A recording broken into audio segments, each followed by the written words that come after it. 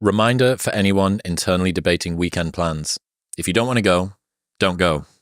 If they care whether you go or not, they don't care about you. And if they care about you, they don't care if you go or not. Just because you have free time doesn't mean anyone who asks for it is entitled to it.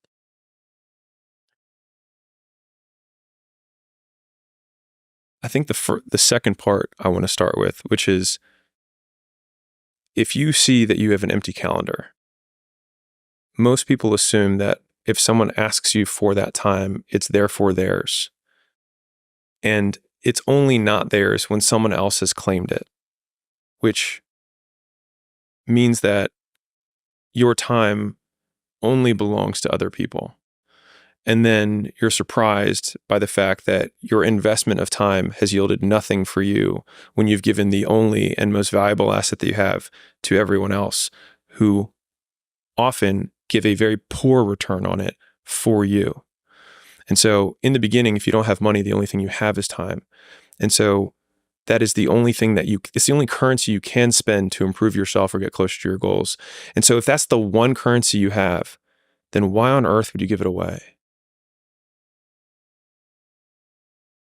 I think it's genuinely right to say that your calendar is a better measure of your wealth than your bank account. It's also the easiest way to know where someone's going to be in 5 years or even a year. How so? You just see where they're investing their time, and you can predict, like, more accurately what their life is going to look like in a year based on what they're doing today. And it's a good thing, for us.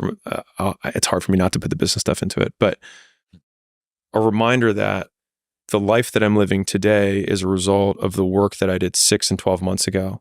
And so if you were to look at my calendar 6 and 12 months ago, then you might extrapolate out to what I'm doing today.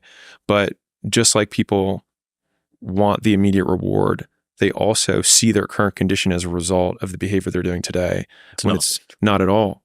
And so that's why I think having, in some ways, a very vivid imagination of, like, this is where I think the benefit of, quote, visualization comes into play. I don't see it as much as a benefit for, like, oh, I have to imagine this thing to happen.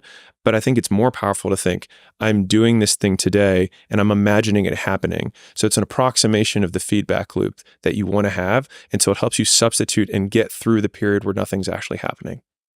This is, it was so cool to learn this. Going to the gym is one of the very few pursuits that you can do where, in the act of doing the thing, you get a brief window into what it will be like if you continue to do the thing. Yeah. If I go on Duolingo and try to learn Spanish, I don't briefly become much better at Spanish, like where I'm going to be at in 6 months or 12 months time. But if I go to the gym and get a pump on, I go, hey, that's me, hopefully, flat in 9 months' time. Like, how I look now at the end of the session is where I want to be toward the end of this year. And that reinforcement loop is so good. I think I genuinely think no one's spoken about this. The pump preview. Yeah.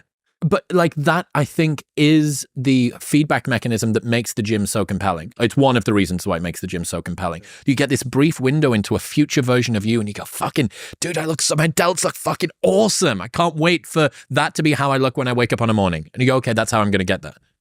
And that's why it's so gratifying, right? It works in the moment and it works over the long term.